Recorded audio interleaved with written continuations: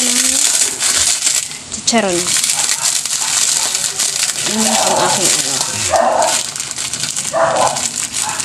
Kasi walang first time ko lang to guys, nalalagyan yung chicharon, yung ano, yung tawag dito, yung ampalaya. So, look at that, look at that. Don't you wanna have fun, fool around someone? Don't you wanna have fun? Don't you wanna have some fun?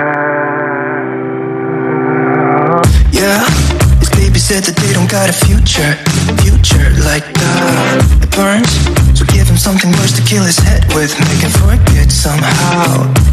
Might be that another day she would have wished. So hi guys, for today's video guys is magluluto po ako ng ampalaya. Tingnan nyo yung aking mantika. Huwag kayong magtaka kasi use na po yan siya. Gamit na yan na mantika guys. Then, dahil mahal po yung sibuyas, lilit yung sibuyas yung ating nilagay.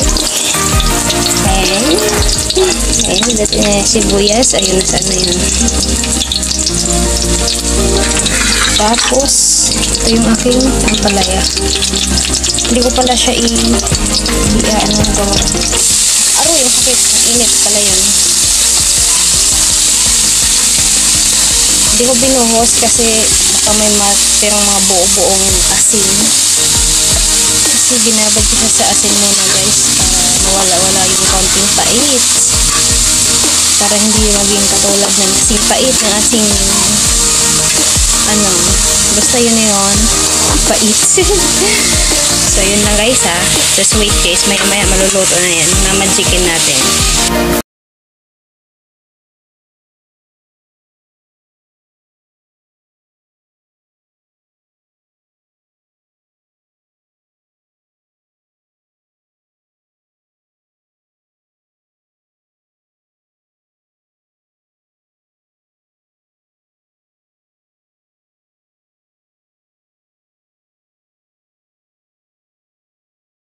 Para medyo bumasa-basa naman. Alam niyo naman, pag mabasa-basa is masarap. Charot. Charot. So, yan. Din dahil nahalo na, ibabad ko po siya sa asin. So, ito na lang po yung lalagay ko. Ang nagbibigay ng magic sa ating po. So, ayun, no?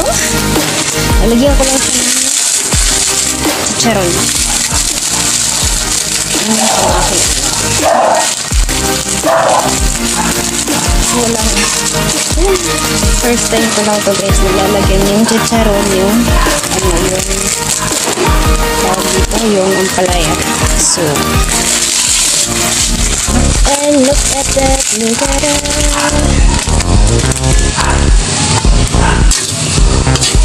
Yung gusto ko naman sa ampalaya guys, yung medyo crunchy, yung hindi siya masyadong lutong-lutong.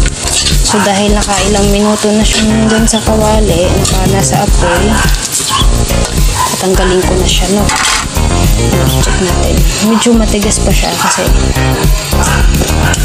hilig yun. Pero crunchy siya guys. So ito yung gusto ko sa ampalaya.